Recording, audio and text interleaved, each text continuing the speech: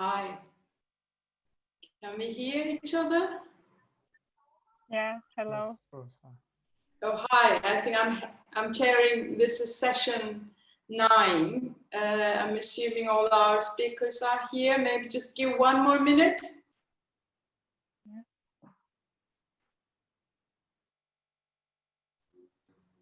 Hello all. Hi, I can see 11 participants at the moment. Can you all hear me? I'm assuming if there's any problem, we can just use the chat. While we are waiting maybe one more minute, I just want to introduce the speakers. And this is our panel on enduring conflicts in Eurasia.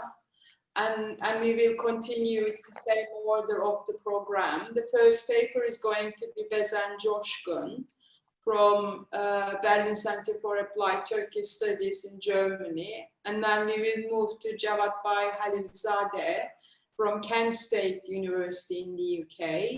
We have Rahimullah Kakar, European University of Flensburg in Germany.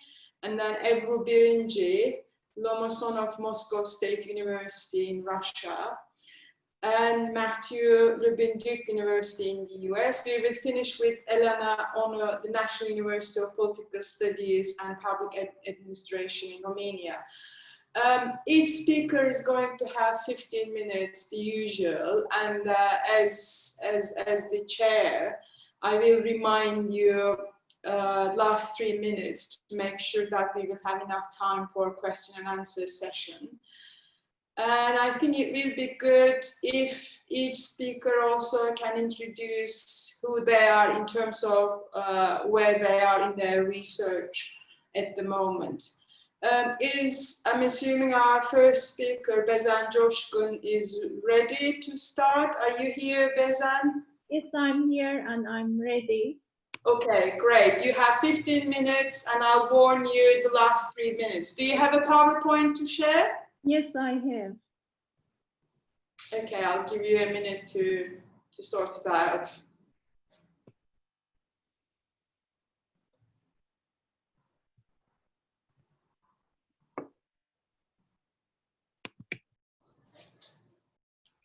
Anyway, I don't really need for PowerPoint, so I'll go ahead. Okay. It's much more complicated with PowerPoint. My name is Bezen Coskun. Right now, I'm a research fellow at SWP Berlin Center for Applied Turkish Studies. Today, I'm going to present one of my chapters. It's part of a project on conflict resolution in different regions. We have just published Western Balkans region, and this project is on the Caucasian region. So we are working on the different conflicts and conflict resolution possibilities in Caucasus region. So I'm going to talk about the Abkhazian conflict and trying to find out how economic concentration, economic security can be a resolution for the Abkhazian conflict. So as most of you know, Abkhazia is situated in the northwest Georgia. Currently, it's a de facto independent republic, which is only recognized by Russia and some other Russian ally states. Except for these states, Abkhazia is recognized as formally part of Georgia. The so-called Abkhazia conflict has started after the dissolution of the Soviet Union, when Georgia annexed Abkhazia. 1992-1993 was the peak of the conflict. It was a war period. Abkhaz people won the war against Georgia in 1993, and in 1999, Abkhazia declared its independence. However, it took around 10 years for Russia to recognize Abkhazian statehood. In 2008, after the Georgian-Russian War, Moscow recognized the Abkhazia as an independent state. Even though we don't have witnessed any serious armed conflict since 1993, Abkhazia still is one of the conflicted issues of the Caucasus region. The aim of this study is to investigate the origins of the conflict in order to explore the opportunities for conflict resolution, if any. For the analysis, I use Copenhagen School's economic and societal security approaches. After a detailed exploration of societal origins of the conflict, I tried to come up with a resolution idea which is based on economic security concept of the Copenhagen School. First of all, demography was a definitive factor in Abkhazia conflict, not just in Abkhazia, but in all Caucasus region. Soviets' population policies have negatively affected inter-ethnic relations. As all other Circassian nations, Abkhazian people were displaced several times throughout their history.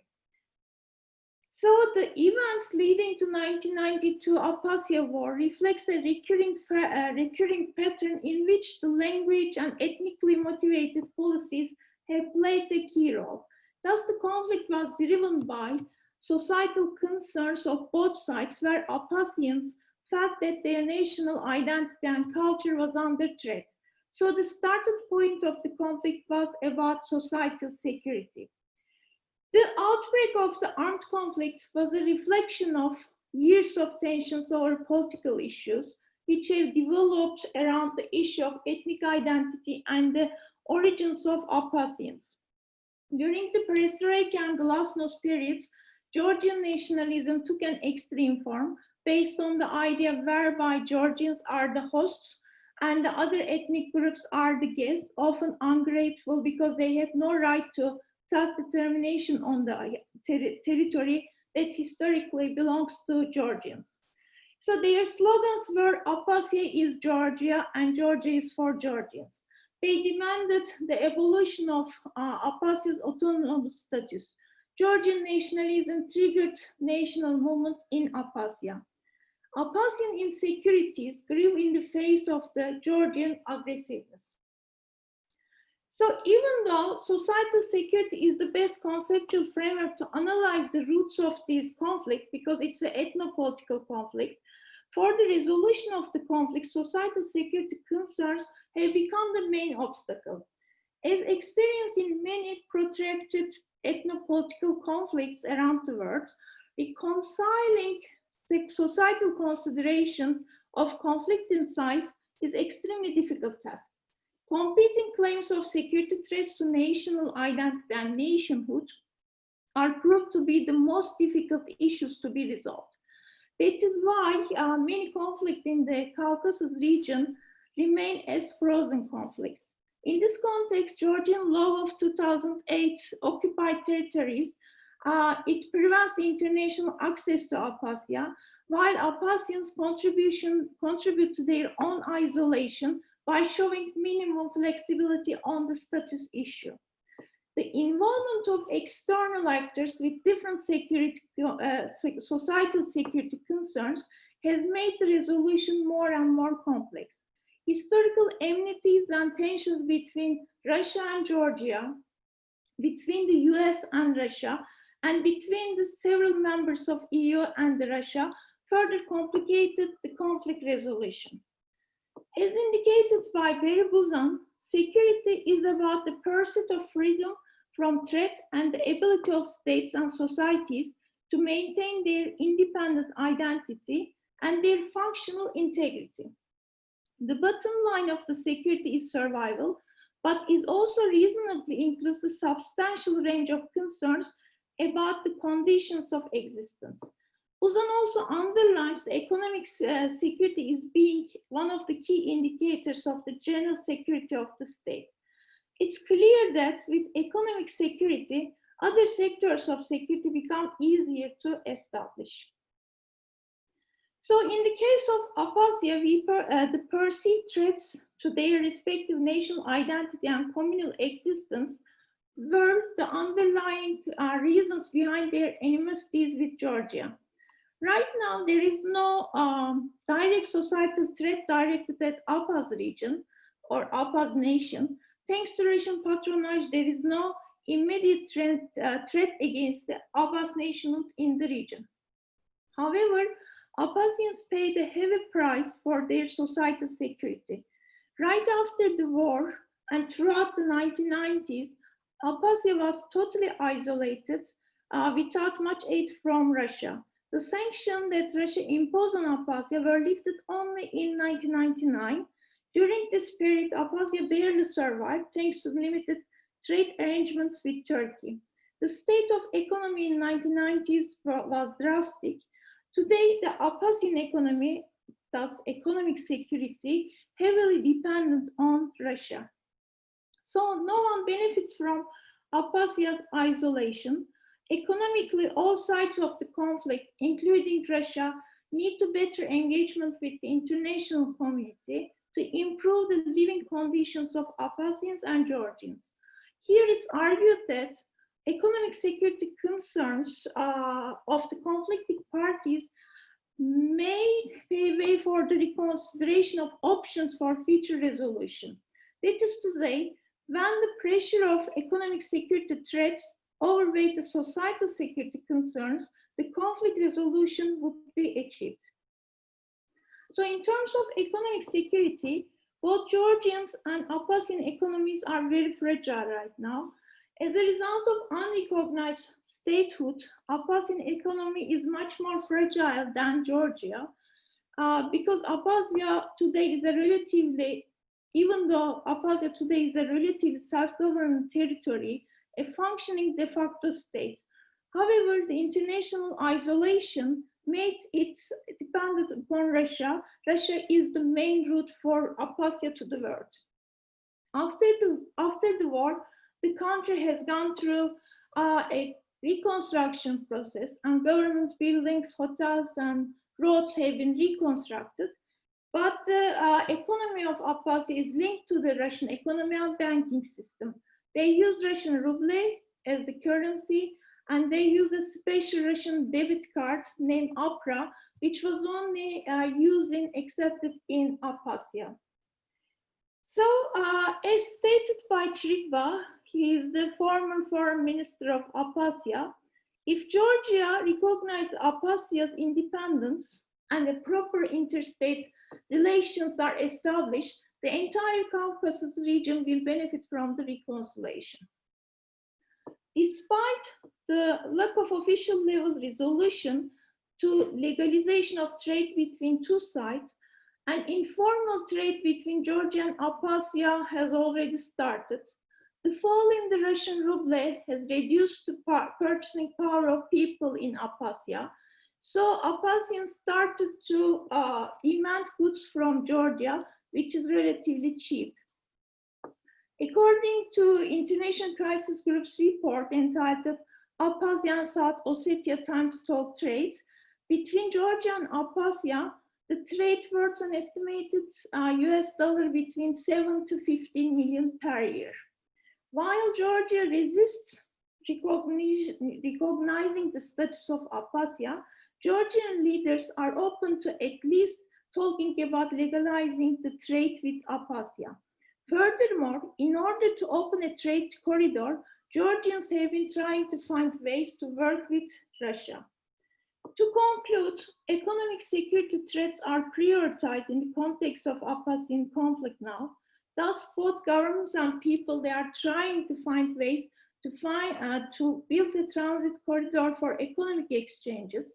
Such exchanges that include Abkhazia, Georgia, and Russia have huge potential for further collaboration and resolution. Mutual benefit is the key for these exchanges. The prevailing international economic conjuncture and that has destabilized and stabilized national economies is pushing conflicting parties to legalize trade with each other. Furthermore, the growing trend of informal trade between Abkhazia and Georgia can reinforce the potential for a resolution. The conditions for the resolution are ripened. Economic security considerations make them ready for a mediated agreement. First, for the legalization of trade between Georgia and Abkhazia, then to establish a transit corridor to reintegrate Abkhazia with the rest of the Caucasus region. If succeed, further steps will be taken for the resolution of the societal security concerns too.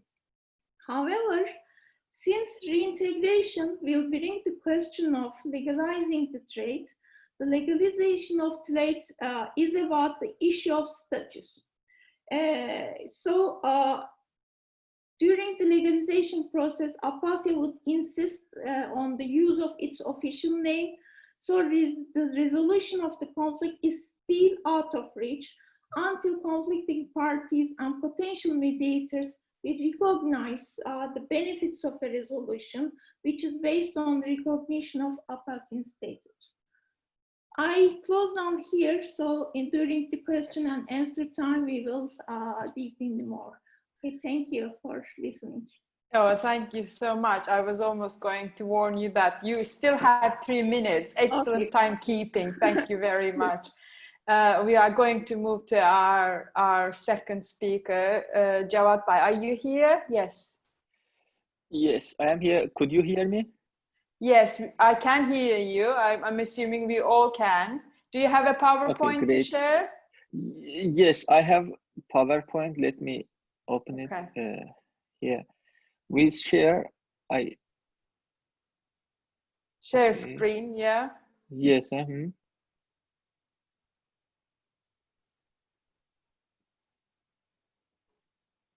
Okay.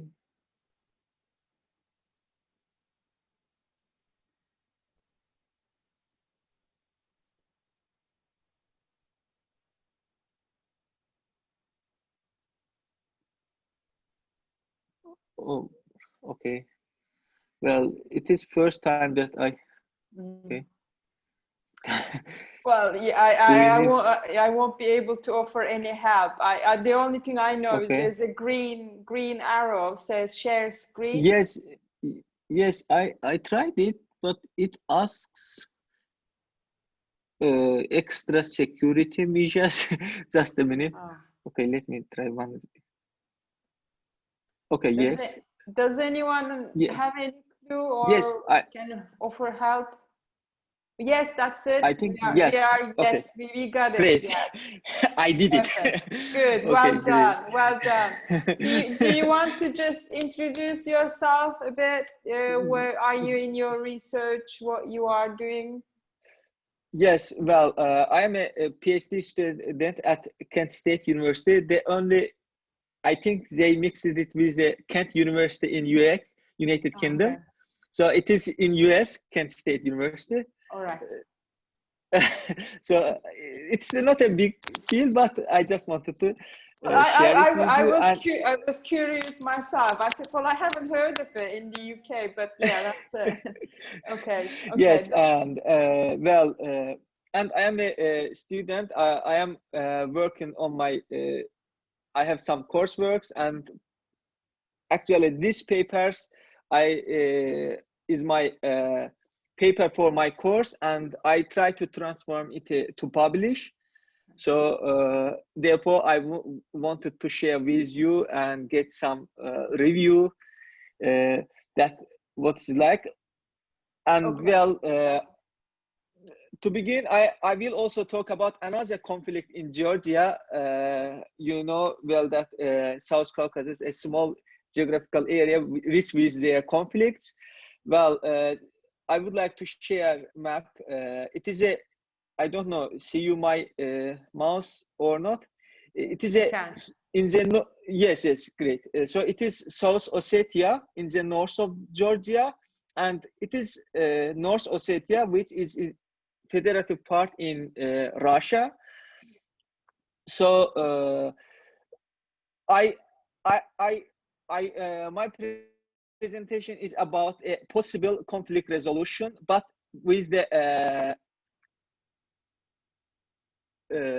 track 2, track 3 relations, and how diplomatic tracks, how civil society, how apart from governmental discussion, we can change conflict and resolve conflict.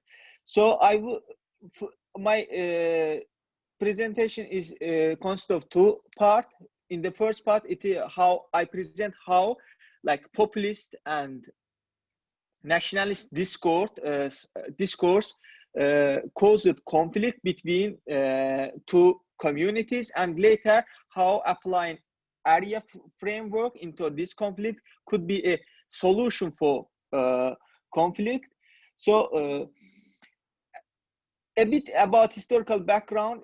Ossetians began to settle South-Ossetia, modern-day South-Ossetia, in the around 14th century. They settled in the lands of Georgian nobilities, and their name also, Ossi, came from Georgia, called them as Ossi, and they took their name from Georgian language, and later it accepted by international community as well. So I will go very fast this part because it is just historical background.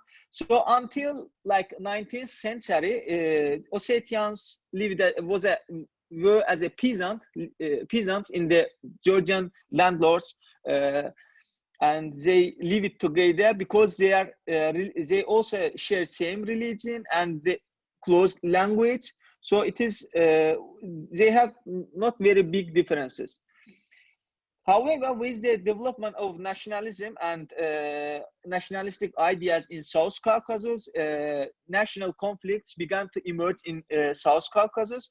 So the first Ossetian-Georgian conflicts also emerged in the eve, like after this First World War, when the Russian Empire collapsed, when the Mensheviks established Georgian Democratic Republic, and at the same time, Bolsheviks began to rule South Ossetia region consul. They elected to the South Ossetia consul. So there was a dispute between Menshevik. Although they were Menshevik Georgian government, they also carried some nationalist feelings. So there was some dispute between Ossetian Bolsheviks and Georgian Mensheviks, and also they Ossetians began to kill Georgian nobilities and rejected to pay tax to Georgian Democratic government. So there was a small dispute between them and Bolsheviks, Russia, before transforming into Soviet Union. They supported Ossetians, but Georgian army defeated Ossetian Bolshevik revolutionaries, and they expelled them from South Ossetia to North Ossetia, to Russia. And this historical trauma, first clashes and historical trauma, deeply affected two nations. When Soviet Union established in the region, although Georgian Soviets rejected accepting South Ossetia as an autonomous oblast. However, they have to accept it in the end because Russia insisted. And also, it should be also need to highlight that there was not a economic relation between South Ossetia and North Ossetia. South Ossetia economically was part of Georgia economic sphere, and also until 1980s there was not. Nowadays they say I forgot the name. There is a narrow pass between North Ossetia and South Ossetia. So even only in 1980s, South Ossetia linked to North Ossetia. So when we come to the declining or weakening of the Soviet Union, so nationalist feeling began to emerge in both countries, particularly Georgia, and Gamsakhurdia was very strong nationalist figure in the South Caucasus region, and he defined Abkhazians and South Ossetians as traitors, as they have they work with Russia against Georgian national statehood. So this nationalist feelings polarized two societies. But until that time, Georgian and Ossetians live it together. There is a large, there was a good relation between two communities, and also intermarriage was very high between two societies. But however, when this nationalist feelings emerged, this environment changed, and when, as Dr. Bezen said, Gamsahurdia declared all national minorities as traitors, foreigners. They claimed Georgia for Georgians, and also they prevented inclusion of these national minorities to elections. They didn't let them to participate in national elections to be represented in Georgian parliament, which caused a war in early 1991-92. And after that, South Ossetia declared its independence when Shevardnadze toppled Gamsahurdia with the support of the Russia. There was like a relative peace period. I say it's relative because they South Ossetia, like Abkhazia, declared its independence, but it didn't recognized by any country, including Russia, during that time. And after that, there was like a very little relation between two communities, but Russian, Georgian, and South Ossetian peacekeepers controlled the region and boundaries between them. And so it is a relative peace period. But when Mikhail Saakashvili, like with the revolution, toppled Shevardnadze, the relations also between South Ossetia and Georgia began to deteriorate, because particularly Russia didn't welcome Saakashvili, and Saakashvili was known as a democratic figure in the region, democratization. So, well, I think, however, Saakashvili also increased the centralization of Georgian state. Although they included autonomous Azaria to and abolished its autonomous status. So Saakashvili also was like for instance, he also proud Gamsahurdia. He said that sooner or later South Ossetia will be part of the Georgia. Well, in the I call it that there is a constructing promises and deeds in Saakashvili period, and it also really deepened the polarization between society, because the latest survey and study by Gerard Toll says that actually South Ossetians really fear Georgian nationalistic states, governments. So it is they see Georgian threat for their survival. How and current status in at the end after the 2008 war, there was this Saakashvili's policies led, and there is a complicated, nobody agree who launched the war, but the war is fact indeed. So it occurred in 2008, and Russia recognized South Ossetia, and after that EU, Soviet United States, United Nations, and they organized the Geneva International Discussion Group, and now it's like around 50 meetings. They discuss. They were successful to prevent escalation of the conflict. However, there is not any significant development beyond these discussions.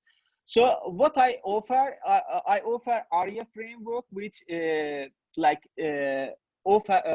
theorized by Joe Rothman, who offers how we can overcome nationalistic conflicts. There are 4 stages of ARIA framework, which in first it is antagonism. We blaming, polarizing, attributing, projecting. We parties discuss these important issues: why the conflict occurred, how it occurred, so what is the roots of this conflict, and they openly in in discussion groups, they began to talk about these issues. Your last 3 minutes. Okay, I am trying to finish. Resonance, in resonance, they accept their antagonism and their blaming each other, and after that they change to resonance, which blaming means respective responsibility, polarizing, which turns we, not you and us versus them, but we, and attribution, analytic, empathy, and self-awareness and ownership. After this, but it should be noted that ethnic conflict is one of the toughest conflicts to solve. So this period needs time, but here I couldn't due to time. So invention, in these stages, we invent creative solution. For instance, cultural, educational, or just for weddings, for instance, or anniversaries that they can meet Ossetian and Georgian community members, so can meet and share and mix their ideas. And action, it is actually after this, and invention also means that offering possible solutions, projects to both Ossetians and Georgians participate in these projects. And in action, actually, project planning, negotiation, problem solving, and institution building, which is in this action, we realize these projects that we, in the stage 3, we invented, we realize these projects. I should note that it doesn't mean that in 1 month or 3 months, we will realize this project, but first we need to discuss our differences and what are the reason our conflict between community leaders. Later we try to invent solutions. So I believe that Georgia and South Ossetia, Abkhazia have a historical differences than Ossetia, because Ossetia was really part of the Georgia, but Abkhazia, for instance, controlled by Russian Empire in 1860s, but Georgia in early century, so after 50 years. So I tell that the opportunity to resolve South Ossetia is much more possible, higher than Abkhazia or other conflict in South Caucasus, Nagorno-Karabakh, because they share same religion and they have high intermarriages. The only reason, Russian factor, yes, I didn't include it, Russian factor, Russia is really the most important factor, because Russia used these conflicts to protect its influence in the region. So I included Russian factor, it is well known, but in my paper I refer how could be, because EU and Russia all participate in Geneva International Discussion Dialogue platform. So I believe that, instead of just discussion, at least attempting some projects would be beneficial in the long run to the resolution of the conflict. Thank you for listening. Thank you for your impeccable timekeeping as well. We shall move to our third speaker now. I'm assuming Rahimullah, you are here.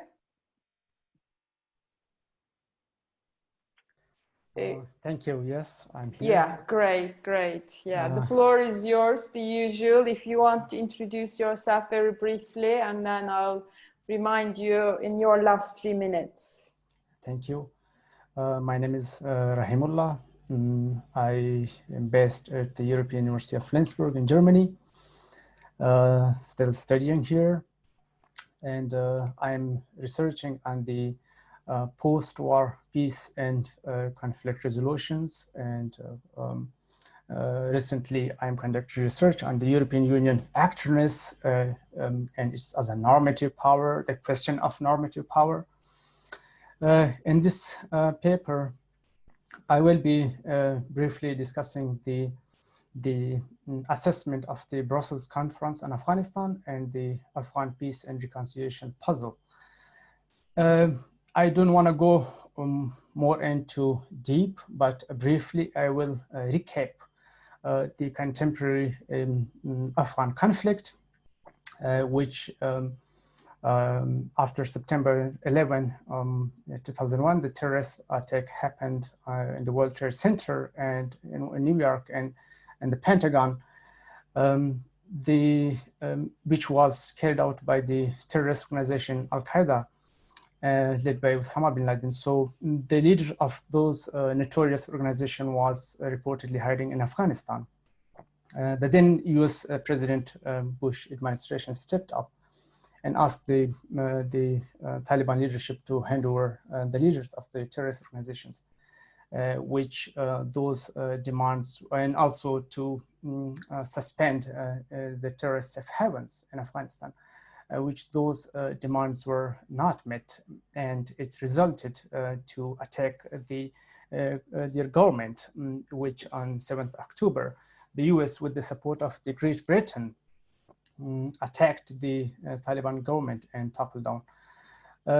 So as a consequence, the new power structure, or the new government structure was introduced, which initially, under the auspice of the United Nations and the US, it held in Germany, Bonn, which the conference is referred to as Bonn Conference, and also sometime Bonn Agreement, and an interim administrations was established following by a transitional government. The Bonn Agreement and post-Taliban order was a stepping stone, which for the upcoming political and government structures and power transition.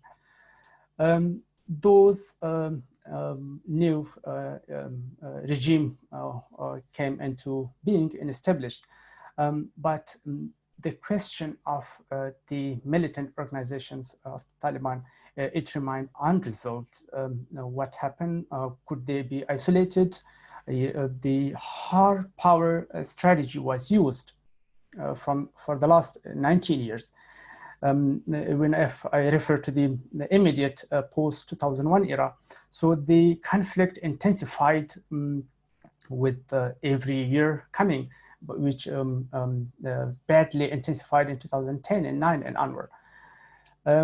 But the usage of hard power or a military strategy to remove them was become so hard for them. And then the previous government under the President Karzai, the peace initiations or the peace effort started in 2010. But those were not successful because the peace, it was the program which they initiated was named Afghan Peace and Reintegration Program, APRP, which was launched and aimed to reintegrate the militant organizations and member of those on the condition if they quit the battleground. In return, those returnees would be provided with jobs, security, protections, and other facilities required. But the peace process was unsuccessful because of the few factors. The first, the peace process was relatively vague, lack of a clear government-centric determination, and also the peace was a military-driven strategy. It was not a political-driven. And also the absence of regional consensus, which those lack of those factors caused the peace process to be unsuccessful. So the peace talk was perceived as part of military strategy by the ISAF, I mean the US-led forces, which was, they had a campaign, a killed capture campaign to use against the militant. And the result was getting deteriorating, and that was not the case to reintegrate them. So then under the administration of the current president, I mean, it's the second tenure, but on the first tenure of him in 2016-17 onward. So the ambition again came into being that the peace process has started. But the main focus of the paper is the post-2016 Brussels conference, which happened in 2016, 4th, 5th of October in Brussels, which the 75 countries and 26 multinational agencies and organizations, they attended the conference in Brussels, and the opening remarks were by the President Ashraf Ghani and the then President of the European Council, Donald Tusk. And as a result, a joint communique was signed to support Afghanistan and the following three dimensions. The first was Afghan-led state and institution to be supported, and second, a continuous financial support until 2020, and even if required beyond that. And the third one was supporting Afghanistan on regional and international level, particularly enhancing economic sectors, and most importantly, provide support to a political process which was aimed in lasting peace and reconciliation. Those were, I call it like the stepping stone, which push the political, which I mean to say, to make the environment conducive for the current peace process. As one of the main dimensions of that conference was to support Afghanistan on regional and international level to pave the way for a lasting peace. So the regional factor was one of the important factor to make the environment conducive for the peace process. So regional initiatives such as the Heart of Asia Istanbul process, which was initiated in 2011 back, but this process was more, become more peace-oriented and lately, which the latest conference was in 2019 in December, which a member of those forum to say are the Central Asian countries, C5, and India, Pakistan, Iran, Kyrgyzstan, also Central Asia, plus Saudi Arabia and UAE, and two leading regional countries, Russia and China. So their aim was to set a stage for regional concerted efforts and motivate the region and member countries to use their influence and on the Taliban to return to peace settlement, and as well emphasized on the women participations in the peace process.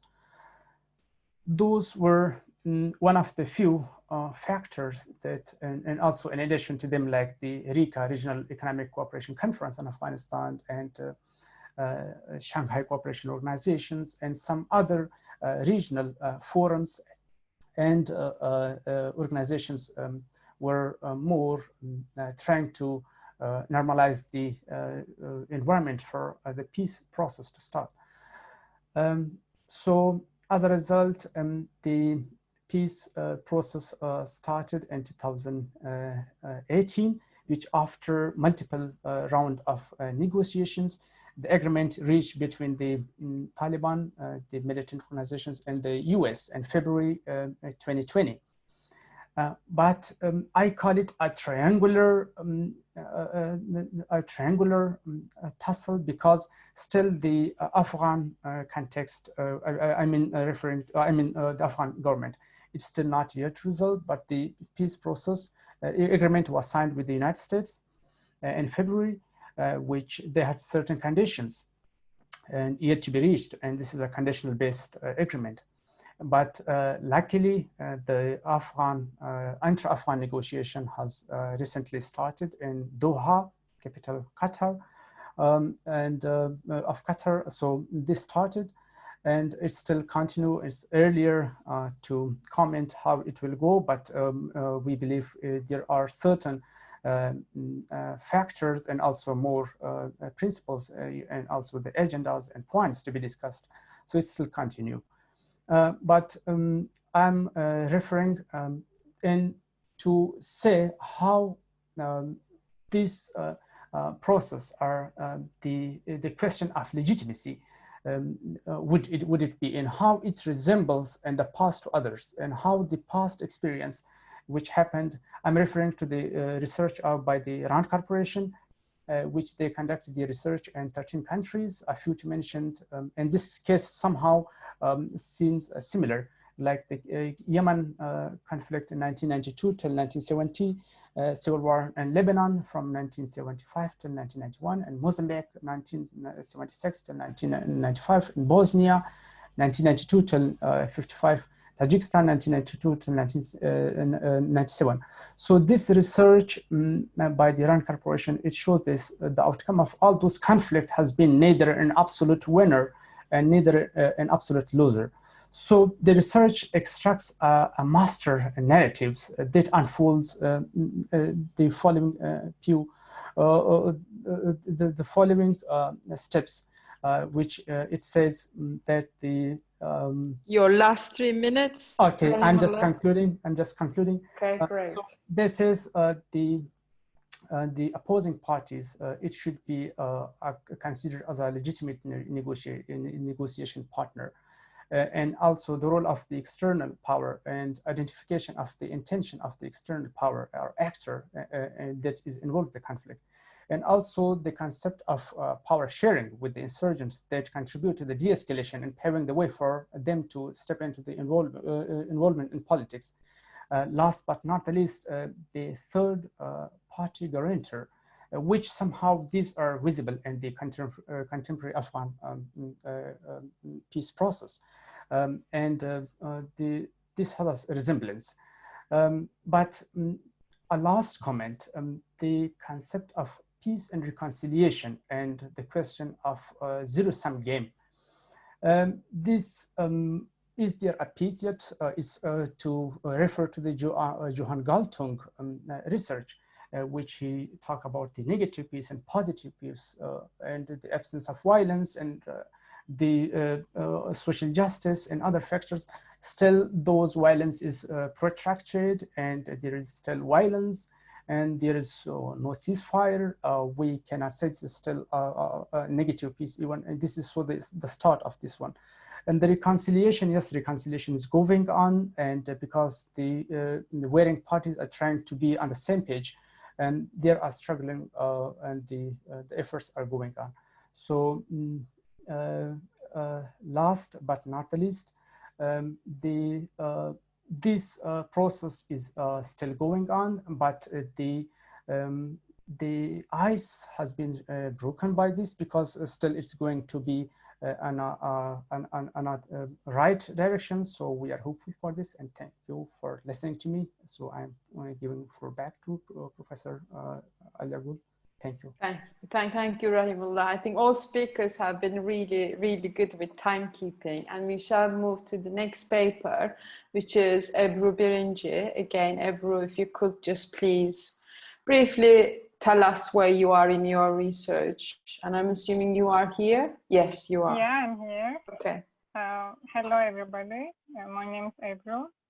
I'm studying in Moscow State University, and I'm a PhD candidate. And by the way, I'm trying to share my PowerPoint. Do you see it? And so I'm basically studying on the Russian Middle Eastern policy and its Israeli vector. And today I'm going to talk about the change and the continuities of the Russian Middle Eastern policy by the instrumental role of Israel in this process. Before starting to before starting to talk about the Russian Middle Eastern policy itself, I would like to remind some basic characteristics of contemporary Middle East politics. That is basically carefully considered by the Russian authorities and also influenced by the Russian policy. This is the regionalization of the Middle Eastern politics, with the increased role of regional powers and alliances apart from the external powers initiatives, increased confrontation along the sectarian lines, not based on a great power competition, a resistance to forced regime change and the social and political turmoil, and decreased involvement and influence of the United States in the region. These are very important for the formation of Russian Middle Eastern policy. There are three main dimensions of the Russian Middle Eastern policy. These are prestige, security, and economy. I'm going to use some concepts of constructivist and realist theory of international relations, like identity, recognition problem, and security, balance of power, and etc. Because I believe that Russian Middle Eastern policy is more about its global status, I'm going to focus on prestige issue and also to save some time for going deeper in the analysis. The formation of a multipolar world order is in which Russia itself consists of a pole among other global actors, is one of the concrete political aim of Russia since its formation in 1991. For the creation of a multipolar world order, Russia first followed the westernization policy of its politics and society and economy. Against the backdrop of this westernization politics, Russia has lost its interest and also in its influence in the Middle Eastern region. But it could re-establish its diplomatic relations with Israel, which is the most important Western ally in the region. And it also accepted the United States' leading role in the region. It is important to point out that from Cold War to 19th Cold Peace, from 19th Cold Peace to the Second Cold War period and starting in the 2014, as yesterday Richard Sacco named it, the Middle East conflict and later peace process has continued to be a central subject to Soviets and then later Russia. During the Cold War period, the great power rivalry has fueled the Middle East conflict as Soviets supported their Arab customers against Israel. Even Soviets seized their diplomatic relations with Israel for 25 years after 6 Days War. Such a zero-sum game in the region restricted Soviets' room for maneuver and influence in the region and in the later peace process, like in Camp David. This is also admitted by Soviet diplomats like Primakov. And when we come to the military operation in Syria in 2015, it is widely accepted by both Russian and Western and non-Russian, let's say, the analysis that this operation had, in the beginning, had little to do with the region itself. It was more of an effort to bypass Western sanctions, which is isolating Russia from the world politics. And it was also a reaction to Western initiated forced regime change. And the success of Russia in this operation, I mean success because what Russia tried to get was succeeded. It's not a success for the future of, I cannot say now that it's a success for the future of Syrian civil war, brought Russia back to the global politics as an influential actor, and it brought Russia back to the table with its Western partners again. And on the contrary to Cold War period, current multilateral policy of Russia towards region helped the consolidation of its honest broker role, and with its bilateral pragmatic relations with the political actors from Hamas to Israel, from Iran to Saudi Arabia, and inside Libyan civil war, gave a great leverage to Russia. Even Russia now is, not recently, last year, Moscow hosted the intra-Palestinian talks for the reunity of Palestinian side. Beyond the efforts to gain prestige across the globe, there are also security and economic concerns of Russia that I will now not talk. I'm not going to talk about it now. If I have time later, I will back. So and also because I believe that this is mostly about the prestige and the Israeli role of this in this policy is mostly supporting the gaining prestige globally for Russia. Is I'm going to more focus on in this dimension. So in such a regional balance of power, Israel is a necessary actor for the augmented leader role of Russia, while among Arabs, Russian mediation already gained importance with regards to damage credibility of United States.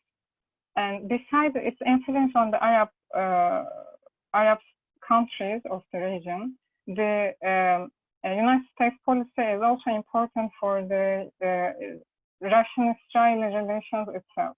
For example, during the Obama administration, the coercive policy of Obama against Netanyahu contributed to the development of relations on the leader level, especially between Russia and Israel. During 90s, the most important concern for Israel was the guaranteeing the Jewish Russians immigration to Israel. So Israel didn't stand up with its Western partners against Russia in Ukrainian crisis, in Chechenian war, or in the Russia-Georgian war. Israel was acting very pragmatically. And when it comes to Syrian war and Russian involvement in the Syrian war, Netanyahu government, although their interests, their future plans for the region were very different, Netanyahu government could adjust its security policy, considering Russian role without confronting a greater role of Russia in the region, and because it was mostly aiming to control its enemy in the region, or with the help of Russia, like Iran or Hezbollah. Also, the leaders matter here, because Netanyahu, who already has a great relation with Trump, is also displaying its relations with his relations with Putin to increase its image inside the country. As you see in this photo, this was in election campaign, and Netanyahu's argument here was something like playing in different leagues. Well, this kind of treatment of Netanyahu is exactly helping Russia's prestige to promote itself as a global power. And this global powerness during Cold War was based on a polarization, but now it's based on, now Russia is mostly trying to maximize its cooperation and collaboration in the region with pragmatism. I'm coming to conclusion. Russian Middle Eastern policy is pragmatic and realist in the most cases. Middle East is not a priority region for Russia, that it would risk a confrontation with the West or United States or its allies like Israel. Russia is aware of its limits in the economic and military level. It's not trying to replace United States or claiming its role in the Middle East, but it wished to restrict its United States or Western unilateral steps in the region and, of course, globally. Talking about the continuity and change in the Russian foreign policy in the Middle East, I would say that diplomacy is the continuity, an important tool that Russia earlier in the Soviet period was is very vital for Russian policy. While during the Soviet period, Russia was using diplomacy to help one against another. Now Russia is using its diplomacy to ensure, to guarantee its interests at the maximum level through multilateralism. And the balance, Russian-Israeli rapprochement and collaboration serve the enhancement of Russian honest broker role in the conflict in the region. And Israeli vector of Russian Middle Eastern policy is indicating the possibility of implication of an alternative Western approach to the region, which also avoids a zero-sum game in the region, which happened during the Cold War.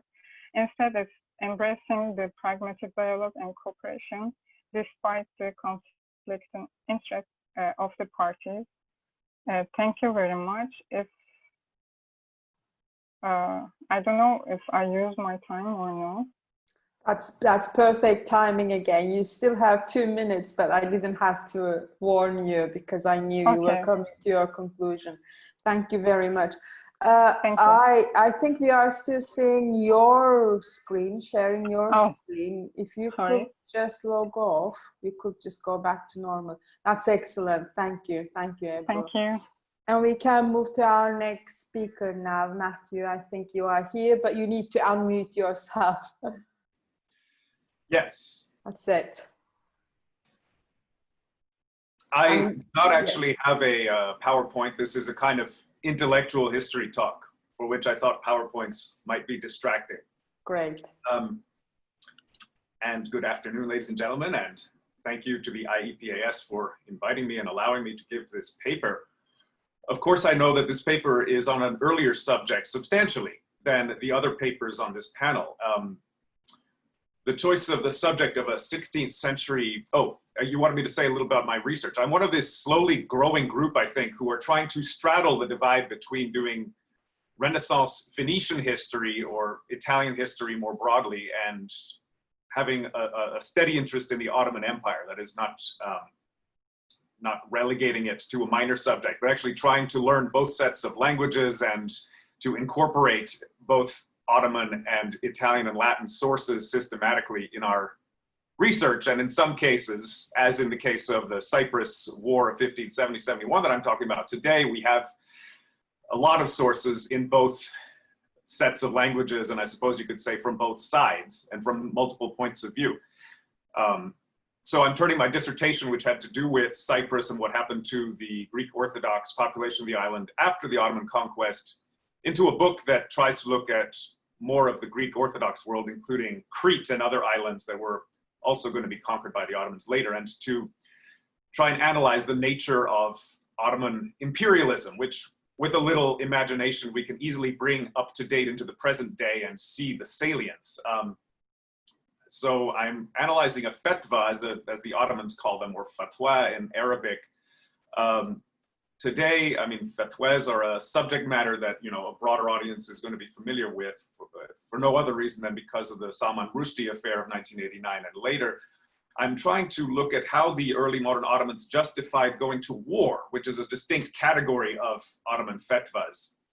The fatwa was most often a responsum to a theological query that that muftis would issue ever since the office of mufti had emerged in about the 11th century CE. And I've chosen today to take as an example the fatwa which the highest Ottoman Sunni authority in the imperial hierarchy, the Shaykhul Islam Ebu Suud Effendi, who was in office from 1549 to 74, issued in 1570. Let me turn that up a little bit. Approving of the conquest of Cyprus. Let me first read from the text of the fatwa, obviously in English translation, my English translation, and then try and situate it within the history of Islamic jurisprudence concerning war. So this is a version that was reproduced by Ebu Suud's much younger contemporary, by which I mean he was born 2 years before Ebu Suud died, the Ottoman historian Peçevi, sometimes called Petruilu, in the 1640s.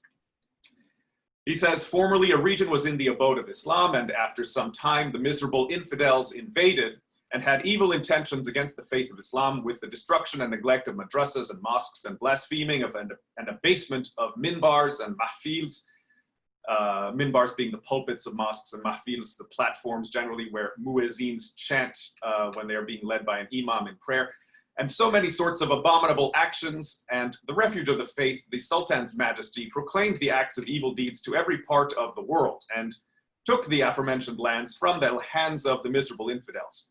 And his nobility and his effort added it on to the lands of Islam. Formerly, in a treaty given to his hands making peace with other regions, it was in the possession of the aforementioned unbelievers. Is it prevented that his nobility should order the breaking of the treaty according to the sacred law that included the aforementioned territory? And just to summarize Ebu Suud's answer, al-Jawab, he says that God who knows all should ever prevent this is not probable. It's an interesting piece of hemming and hawing, but I think that is accurate to the Ottoman. The Sultan of Islam, may God most high exalt and glorify him, at the time when he made a peace with the unbelievers, it was legal to the benefit of the whole of the Muslims. If that peace, if peace will never result, it is not licit. And after this treaty is made legal, either perpetually or temporarily, if in a beneficial time its abrogation seems most profitable, surely to abrogate it is proper and necessary. And then Ebu Suud continues with a long discussion of the sometimes called treaty or truce or pact of Hudaybiyah in early Islamic history, when the Prophet negotiated a truce. He and Ali negotiated a truce with some of their opponents in Mecca, and then when the time was ripe, as Ebu Suud implies, broke this treaty and eventually did conquer Mecca, as was their intention. So there is a great deal one could say, but in 15 minutes, let me go straight for the jugular. Approaching this fatwa as someone who concentrates on Venice, but who has looked into the history of Cyprus in some detail, I think the vagueness of the language has to be a quality that one points out. Let me note first and foremost that Cyprus is nowhere named in the fatwa. There's no doubt among later historians or scholars as to it concerning Cyprus, but I still think this needs to be made explicit. I suppose the vagueness in places and times we might say is characteristic of theological documents, except that in his discussion of the Treaty of Hudaybiyah, Ebu Suud is suddenly very precise about dates and points out that this took place in the 6th century of the Hijra of the Prophet and so forth. So the vagueness about dates also is interesting. Fatwas often use placeholder names, as does Islamic jurisprudence in general. In particular, for instance, speaking about Zayd and Amr as kind of placeholder names for men, and Hint or similar names for women, the equivalent of Jane and John Doe. But the vagueness does make the assessing of the merits of Ebu Suud Effendi's arguments a bit difficult, and this is unfortunate because I don't think we should just dismiss this as typically flowery Ottoman prose. I think there are arguments here which deserve to be taken seriously. The specific mosques and minbars that the Christian rulers of Cyprus had supposedly destroyed, for example, are not specified. This is a topic about which we can supplement what he says in the text of the Fetwa with the writings of other historians, both Western and Ottoman. So far as I'm aware, the most prominent Islamic shrine on Cyprus at that time and still was the Hala Sultan Tekke in Larnaca, also known as the tomb of Haram, where a female companion of the Prophet is buried. This had been built ostensibly directly after her death in the 7th century CE, but it had fallen into obscurity. And so far as I know, we don't have reason to think the Ottomans were aware of this tomb's existence until the 18th century, when the Italian pilgrim to Jerusalem, Giovanni Mariti, tells us that it was rediscovered and that the Cyprus governor of the time in the 18th century, Ali Agha, built a surrounding shrine and mosque complex. Or another story has it that the dervish Hassan Aga built this mosque complex. But there's no documented connection, although one sees in a good deal of secondary literature an implied connection between this tomb and the 16th century Fetwa. And no historian who's actually either contemporary or close to contemporary with Abu Suud connects those dots for us. I also think it hard to argue that, hard to dispute that this Fetwa is ambiguous about what treaty, what Ahdname, as the Ottoman has it, as the Ottomans called it, or sometimes Sulhname, is actually being referred to here. The text of the Fetwa elides over the fact that Cyprus had a very complicated political history. It had had a joint Christian-Muslim condominium between Byzantines and Arabs between the 7th and the 10th centuries, 688 and 965 CE to be specific, 965. And then the Byzantines assumed control of the island fully, and then subsequently the Latin Crusaders, led first by the Knights Templar and by Richard I of England, assumed control of it in 1191 and sold it to a French-speaking dynasty, the Lusignans, the very next year, 1192. So again, it's not clear to me. Eventually it passes into Venetian hands as a protectorate in 1473 with the Lusignans still ruling, and then they abolish the Lusignan royal house in 1489 and Venice assumes full control. That doesn't seem to me an invasion by infidels. It's a gradual stepping up, I suppose, of Venetian control over the island, but as at a time when Christians were already in control of the island. So again, what this invasion precisely, when it is supposed to have happened, it seems to me Abu Suud is flattening out historical events that actually were spread over numerous centuries. And I would be hard pressed, and I'm not sure anyone knows exactly which of these military actions he's referring to in the Fetwa. Furthermore, despite general references to Islamic schools and mosques, the Muslim population of the island by 1570 consisted only of merchants passing through transients in the ports, and their presence was actually not exactly encouraged by the Venetian government. Then we have the rhetoric of the Fetwa, which is that the news of the crimes of the infidels spread abroad to every corner of the world. Just to bring it to the present day, I would say this is a more weighty way of presenting the conflict than most historians would regard it, which is as a relatively minor Eastern Mediterranean campaign, most historians today. Relatively minor, made famous above all by the Battle of Lepanto, by far the most well-known part of the war for Cyprus, which Colin Imber, however, demonstrated was not actually all that significant for the Ottomans, who both won the war despite being beaten at the Battle of Lepanto and rebuilt their fleet almost immediately. So there's one possibility, which is that the brash rhetoric of the Fetwa is a kind of prestige statement trying to show off. However, I'm hard-pressed. It strains credulity that the closest fellow Muslim power, which was the Safavid Shahs in Tabriz in Persia, would have been concerned about Cyprus hundreds and hundreds of miles away, and they were no serious rival for Ottoman rule over Cyprus. So I'm just not convinced about the argument for prestige being the main consideration here. Nonetheless, it remains interesting that this Fetwa was publicized by those who collected Abu Suud's Fetwas soon after his death, where it was included in the sections of Fetwa collections labeled Kitab al-Jihad. It was, in other words, if we consider the kind of spectrum of public and private, there was apparently no objection to publicizing the text of this Fetwa. This did not qualify as the sort of state document that had to be kept secret, apparently. I know I don't have that much time. You know, as many of you will know, in my country, the United States, there has been a long constitutional history question about war powers and whether, in particular, presidents or Congress should have the principal authority to declare wars, as well as how legitimate an undeclared war can be. And this has cropped up time and again, but it was especially a fiercely fought battle just at the beginning of the Republic in the 18th century. So I do think it is legitimate to see Ebru Suud's fatwa within the light of kind of division of powers and where the authority lay. It's interesting, as a Venetian historian, the lack of discussion of muftis and the process of istiftah that resulted in such fatwas being issued. And I can't help but think that one historiographical reason is the almost exclusive narrow focus on the sultans in the minds of so many early modern Europeans as the fount of all political authority might have led them to downplay the authority of the Sheikhul Islam, the leading mufti in the empire, and to therefore neglect or disregard his authority.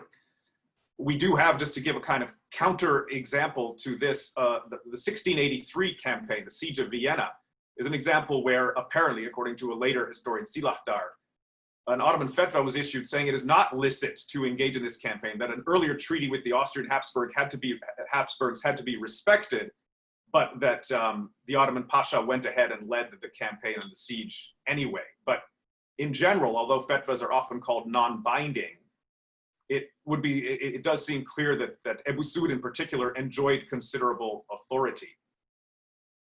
Last 3 minutes, please, Matthew. Yeah. Sure.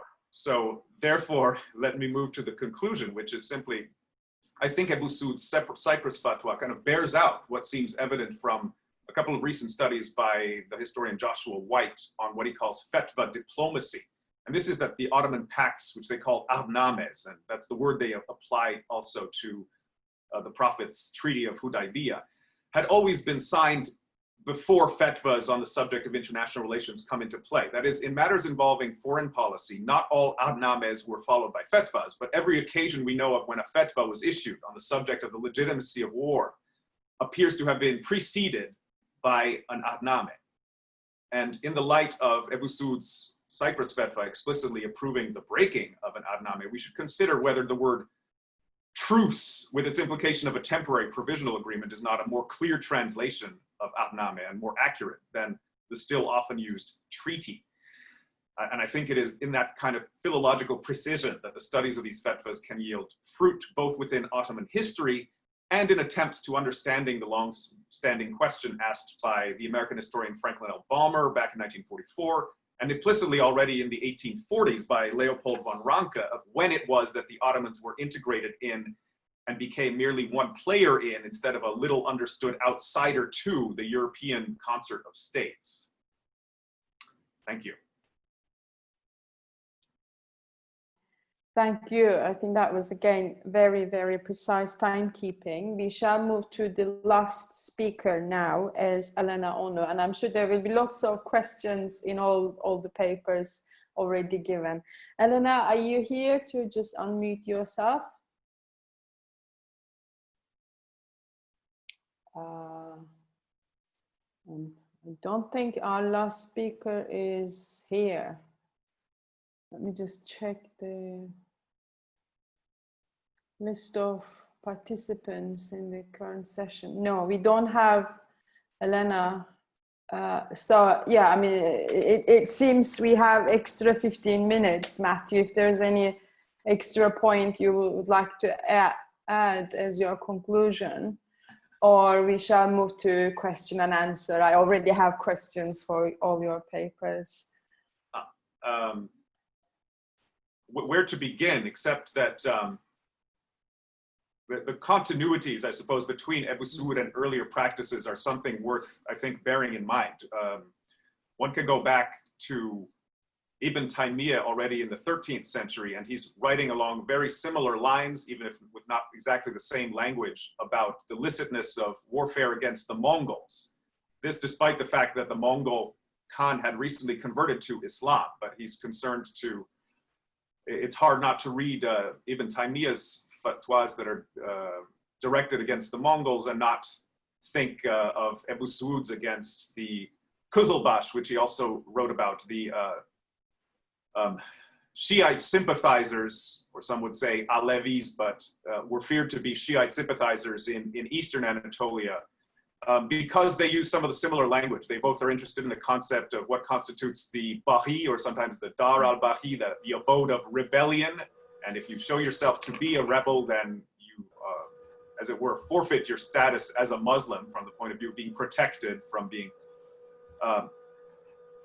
essentially stamped out. But this is rhetoric that applies in the case of kind of heretical movements such as the Kızılbaş and people who were Muslim converts. And it's interesting that Ebu Suud uses different language in the Cyprus fatwa, where there's no question of the rulers of Cyprus being Muslim. That's not even an issue. So he doesn't have to establish that, versus the space and attention that he devotes in the case of the Kızılbaş and in other fatwas to establishing first the non-Islamic nature of the groups and peoples in question, and then on that basis establishing the licitness of war. Maybe I should leave it at that so as to not hog my time. No, I think that was great, because I just wanted to double check that maybe she's just unmuted, but I can't see her among the participants, which gives us some extra time, but we can obviously finish if there aren't any questions. I think where you finished, I just want to pick up as continuity and change, because as you highlighted, your paper goes back historically, but gives us lots of food for thought, that the legitimacy of warfare. I mean, I was really interested to hear, especially fatwa diplomacy. This is really looking back the 15th, 16th century through today's international diplomacy perspective. I mean, those of you who were at the first session, Richard Sakwa also highlighted how diplomacy is becoming so important in post-COVID-19 international system and international organizations. What I highlighted in all of your papers is obviously the session is ethnic conflicts in Abkhazia, in Eurasia. I mean, it started with Abkhazia, Georgia, and all these Afghanistan, Cyprus. I mean, in the sense that whether we frame the, not 1570s, but 1970s conflict in Cyprus as an ethnic conflict, or the conflict of two strong nationalisms coming from both Greece and Turkey, is really the common themes. So I think one of you already used the term frozen conflicts, and I was taking notes and thinking about, can we see as change, as continuity, frozen conflicts as a continuity in South Caucasus, in general Central Asia, or even in the broader context of Eurasia, is an interesting question. So I would like to ask to all the paper givers, in the sense that what is the Russian factor? For instance, I know Rahimullah, you didn't have time to focus, or the previous speaker didn't have time to focus on the Russian factor. So is the Russian factor in the post-Cold War period is a change, or is there any continuity what Russia is trying to see either in the Middle East, in Ebru's case, or in the Caucasus in different papers? And I know there were some conflicts between the Ottoman and Russian empires. I mean, two empires had the longest century, and the wars, the First World War is being the last war. I mean, is there any sense of, in your research, for instance, the Russian factor in what you were looking at, that fatwa diplomacy? So basically, if you have any ideas about, maybe a minute or two, just to share with us as what the Russian factor has changed or continued to. Shall we go as the reverse order papers, Matthew, while you are still on mute, and the historical background? Oh, okay, yes. Here's the main connection that occurs to me to make logical sense is Ebu Suud also has a number of very interesting fatwas on the status of churches in the Ottoman Empire. They are interesting, but they're very laconic. He was known for being a mass producer of fatwas who told, or you could say bragged to a disciple that on one day he issued 1,412 in that single day. And so they're quite laconic. but the status of churches, and there's a famous article, well, famous in, I suppose, 18th century Ottomanist circles by Roderick Davison on the status of the Church of the Losografa, a Russian Orthodox church, as I recall, according to the 18th century Treaty of Küçükkaynarca that ended the Russo-Turkish War under Catherine the Great of 1768 to 74, is a major diplomatic point. I do think that Russia's not in the 16th century yet extending and consciously trying to protect churches, although there's already in the 16th century a correspondence that I've learned about recently between the Russian czars and certain Hyro monks, heads of Orthodox monasteries in Istanbul and other places within the Ottoman Empire, about subsidies essentially to maintain libraries and maintain the grounds and buildings of their monasteries. So yeah, ecclesiastical buildings, and of course the famous controversy over the theological school on the island of Halki that was closed in 1971, which is off the coast of Istanbul, is certainly a point of continuity over the centuries involving Russia. Yeah, I think thank you for that. That's a really interesting starting point that maybe we can, as I said, reverse the order of papers. And Ebru, any comments on that? Yeah, sure. I also wanted to say that yesterday the keynote speech of Mr. Sakwa was, for me, it's very thrilling because I was using his conceptions already, and I also share his idea that Russia's position in this world order is not to make any new hegemony of Russia itself, but it's like it's an anti-hegemonic, multipolar world order, what Russia wants. And I don't know, there's maybe a plus that Russia lacks the soft power to force some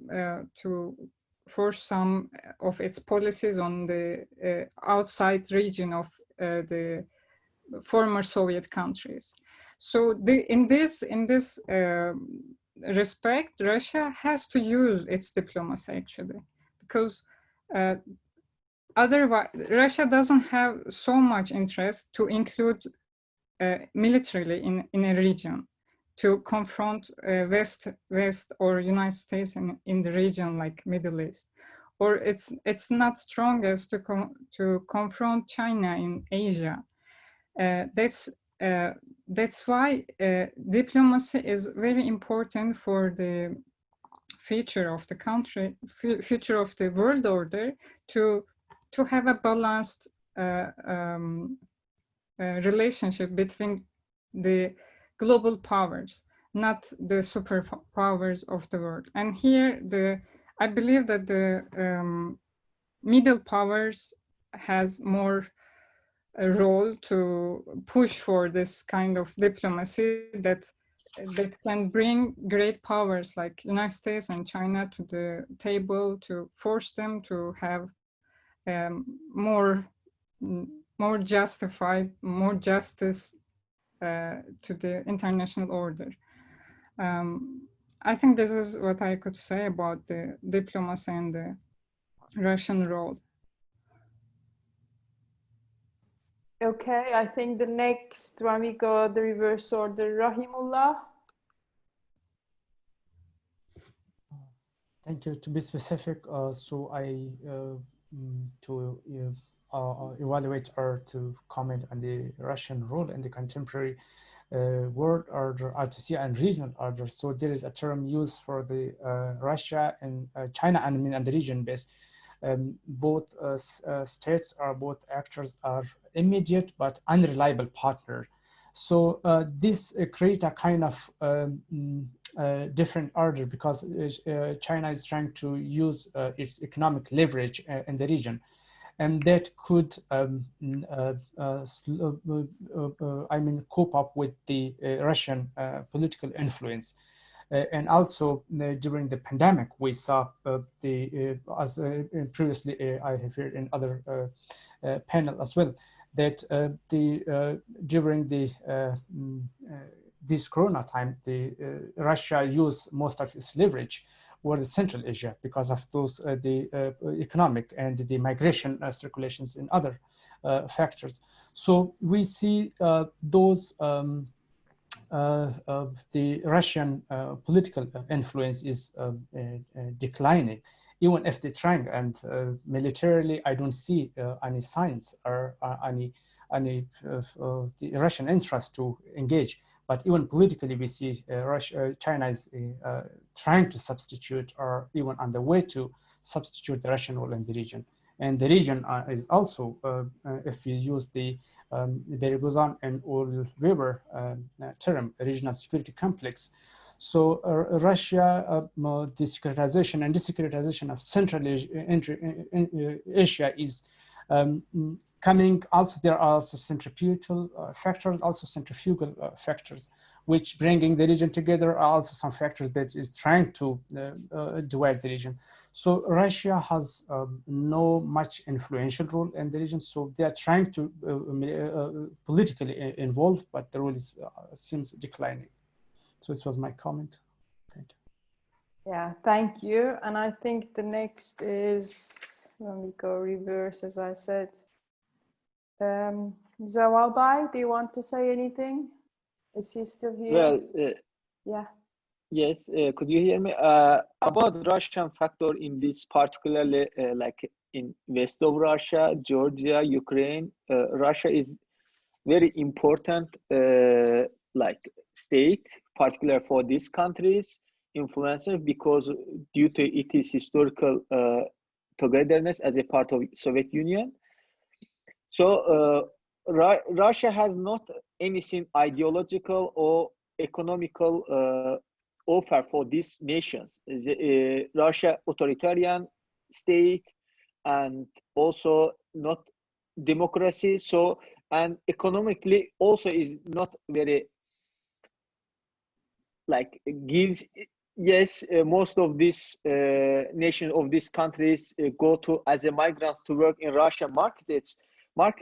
However, not like does not offer anything in the development of these countries like Georgia, Azerbaijan, Armenia, or Central Asian countries. Therefore, I believe that in order to prevent integration of all these post-Soviet states, Russia create local conflicts in this country, because in order to integrate with NATO or European Union, these countries have to solve their territorial conflict between themselves. Any government in these countries would not let South-Ossetia or in Ukraine let Luhansk and Donetsk to be independent, to be separated from their country. Any government have no chance to stay in power. So therefore, Russia tries to create these territorial conflicts. When I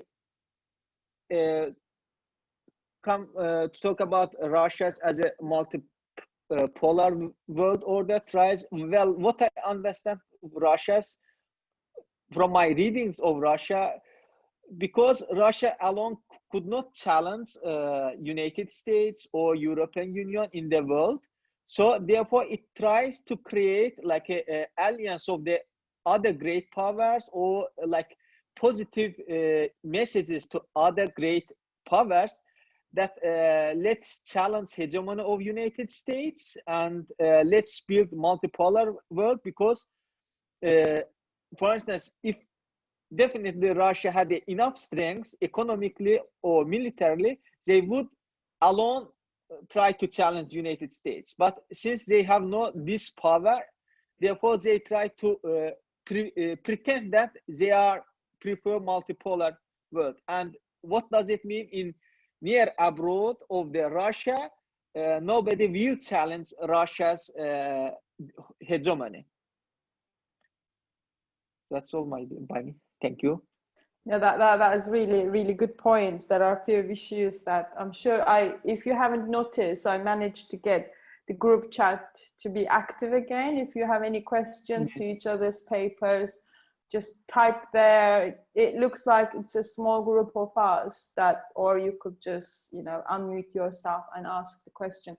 And lastly, Bezen, are you here? Yes, I'm here. Yeah, would you like to add something on the Russian factor? Yes, actually in Abkhazia case and also Javadbay's South-Ossetia case, Russia is actually, it's part of the conflictual sites. So we cannot talk about Abkhazia or Georgia without talking about Russia and its role in the conflict and also in conflict resolution. So that makes it quite difficult for case of Abkhazia to resolve, because Russia is both part of the conflict and also will be part of the conflict resolution. And in the Caucasus region, there is no other powerful mediator that could stay on the table, negotiation table with Georgia, Russia, and Abkhazia actually. Maybe while I was writing my chapter, I was thinking about the role of Turkey, because Turkey is both close to Georgia, also has strategic partnership with Russia and proximity to Abkhazia. Maybe Turkey could mediate such a conflict resolution. But as you said, the conflicts are frozen. Nobody hurts each other, at least physically. There is no physical conflict. But this unresolved conflict, frozen conflicts, it hurts economically and socially to societies, Georgian society and Abkhazian society. So at some point, they need to sit on the table. And in this case, we need a mediator that could tell Russia, Georgia, and Abkhazia to sit on the table and start negotiate. So we need a mediator that could use its power over Russia to start mediation. So it's really difficult in the Caucasus region. Yeah, I think Bezen, while you are still muted, there's a question for you. One of the causes of bitterness in Georgia regarding Abkhazia is the fact that ethnic Georgians were expelled from Abkhazia in the early 1990s. Without them being allowed to return, is there any chance of the conflict being resolved in the long run? And I think that question is also for Javadbay, if you want to answer after that. Okay, thank you for the question. Actually, my chapter has a very long history of the conflict. But I focus on the Abkhazian part, but also read a lot about the Georgian part of the conflict. And so the region is amazing, actually, starting with the Russian Empire. The populations, people always, they forced to change places. The demographic changes, population changes, particularly in 80s, 60s, this Circassian exile, it's very hurtful for all the Circassian nations in the region. So, and of course, as soon as the Abkhazians find a new field of maneuver after the dissolution of Soviet Union, they did the same to Georgians. So they expelled the Georgian population from Abkhazian lands. So that's why I didn't go into detail, but the demographic change is amazing. At some point, they expelled Abkhazians from Abkhazian land, and they moved Greeks, Armenians, and other different ethnicities in Abkhazian land. And Abkhaz people, they forced to leave certain areas in their own land. So it creates the bitterness against Georgians. And they did the same as soon as Soviet Union dissolved. So this bitterness continues. It's same in the Cyprus, actually.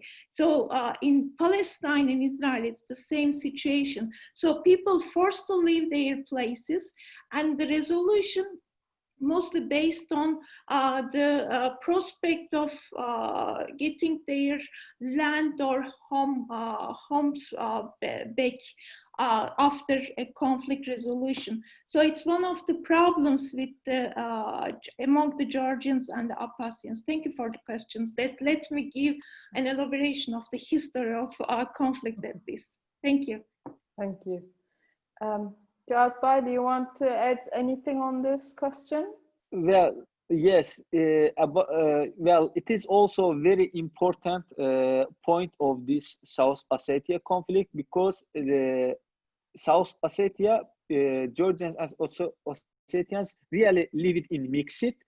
So there is not, there were only Tsingvali, the capital of the South Ossetia, that majority of them was Ossetian. So the regions, villages really was contested, like around 70, 30%, 40, 60%. So they really lived in mixed. After 2008 wars, so there was this conflict cleansing, and in every wars, when Georgians took the regions, they cleansed Ossetians, and when Ossetians and Russians actually took Georgian living regions, they cleansed it. So it is really like most important point to resolve the conflict. But until that period, I believe that we need to they need to build a confidence between two communities, that they don't see each other as a threat to their survival. So I believe that first we should pave the way, particularly for ethnic conflicts. We should need to pave a road that people, community level, they trust each other. So after that, for instance, in a survey, Ossetians said that we don't trust Georgian government and Georgians, because whenever they come to this our land, they try to conduct ethnic cleansing towards us. So if we would achieve this point, it means that we are on the edge of building sustainable peace between them. So it is, well, yes, it is very important point, but I don't know how we will achieve, only with a community dialogue between societies. Okay, great. I think there are three. That's really to the point answers. And we have three new questions. One of them is for Matthew. Can you elaborate Ottoman imperialism, please? Because in Turkey, we have never think Ottoman imperialism, Ottoman Empire as imperialism. And then Bezen, your question is, do you think the concept of the desecretization can be used as conflict resolution? Ebru, do you think that Russia's move to its embassy to Jerusalem, like USA, because there are Soviet Jews in Israel, more than 10%, and Jews in Russia are also an important factor in Russian politics? Again, shall we start with Matthew and then Bezen and Ebru? Sure, but it's a large subject, and I guess if you're asking simply about the word imperialism, I am not somehow tied and chained to this word.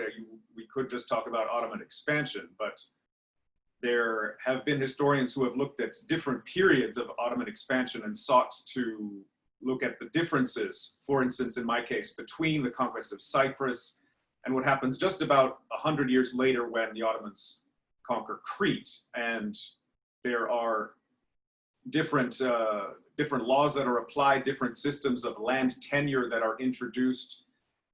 And so I think it's legitimate to examine the differences in the way that conquests proceeded over time. Imperialism is, of course, to put it mildly, a loaded word with, depending on who you're talking to, a great number of associations, few of which are positive. So I'm not surprised that you press me on the point, but I'm not arguing for it kind of ex nihilo. I'm certainly not the creating it myself. There are an increasing number of works that have tried to talk about various aspects. Ephraim Karsh's book, Islamic Imperialism, is one, but then specifically about the Ottoman case.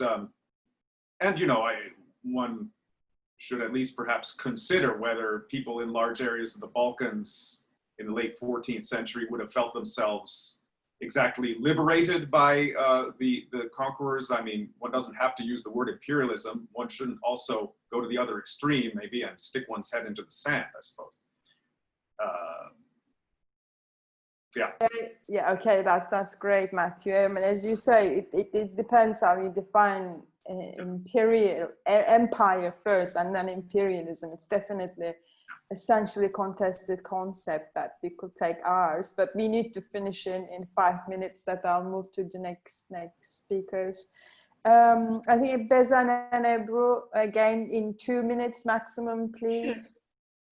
Regarding the question about desecuritization, Sezai Hocam, I didn't read the discourse, I didn't do the discourse analysis of the leaders, Abbasian and the Georgian leaders in detail, but as far as I understand from my readings and my analysis, in Abkhazia Georgian case, we have seen just signs of normalization, starting with they start talking about the legalization of trade between the two countries. For desecuritization, I think it's it's quite early to think about this conflict resolution from a desecuritization point of view. I think for now we have just signs of normalization. But maybe later on, after they succeed in legalization of trade and transit routes and everything, maybe they start desecuritize their language. Okay, thank you, Bezen. Ebru, thanks for the question. First of all, I don't think that soon Russia is going to move its embassy to Jerusalem, because Russia is so strict about the Palestinian problem, and it's the application of international law and United States Security Council resolutions, which is stating that Jerusalem is divided in a Jewish part, Israeli part, and the Palestinian part. And without the solution of this, Russia wouldn't, I believe, that to move its embassy. And about the Soviet Jews in Israel, yes, they are like 10%, and there is an important Russian-speaking population in Israel, and these Russian-speaking Israelis are an important part of Putin's political discourse to show that how Israel and Russia have great relations. It's even Putin once said that Israel is almost a Russian country, but actually I cannot find so much effect of the Russian-speaking population on the relations, because Russian-speaking population is not just it's not just coming from the Russian Federation, but they are also coming from Ukraine, for example, or coming from the Eastern European countries. So the fact that they are speaking in Russian is not definitely meaning that they are supporting Russia in its policies or for the better relations for with the Israel of it. So it's most part of a political discourse. It's not going so forward because Russia is lacking this soft power to use its Russian-speaking population. That's my answer going to be. Okay, that's great. Thank you so much. It's really taking us to the on time. Thank you for, I think, participants for asking. It has been a really great pleasure to chair this session. Very interesting panels, and I'm wishing you all really the best in your research. And this is going to end our session. Thank you. Thank you. Bye. Thank you. Bye. It was Bye. nice. Bye. Bye.